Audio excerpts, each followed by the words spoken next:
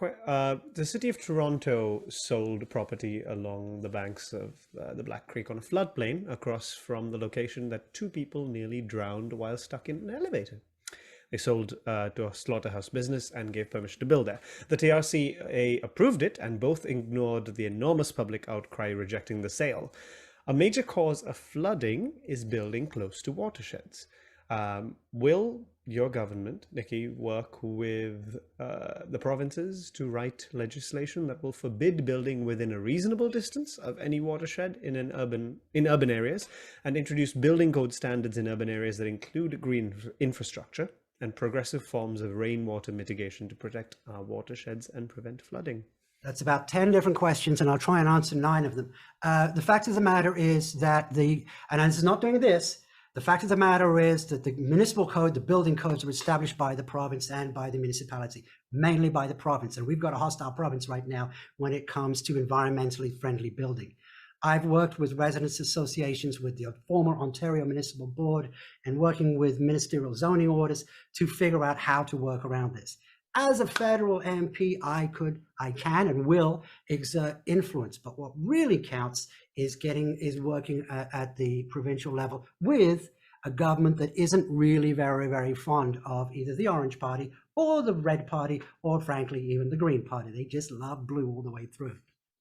The fact of the matter is that the TRCA, the Toronto Conservation Authority, gets a lot of bad press. Maybe with some deserving, there's something to be deserved there, but they're doing the best they can with insufficient tools. I'll tell you that the topographical maps that I've been showing you here are more sophisticated, more current than the ones that are currently being used by the TRCA. And there's a saying, you know, the quality of your decision is based on the quality of your information. And so we can do better in helping them make better decisions. And to be clear, their decisions have been wrong. It's as simple as that. Just wrong. Not because they're bad people, but because they don't have access to good data.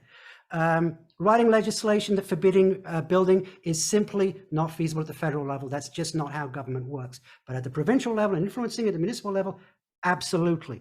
And again, we're talking about the extension of the slaughterhouse area. If we have a just transition to help that slaughterhouse move somewhere else, well, then that's a very clean solution. There's nothing to clean up if it's not there in the first place. And I think freeing up some of that $1.4 billion to help that slaughterhouse move further north to an area that's better for the animals, better for the neighborhoods, and better for us, I think that's a potential win-win-win and a legitimate use of federal funds. Oh, wow. So that's only 9 out of the 10 questions. What was the 10th question? Forbidding it, watershed, urban areas, introduce building codes. Oh, yeah. The other thing that we need to do, we do need to mandate some federal codes as to what the new apartment buildings do to manage their runoff.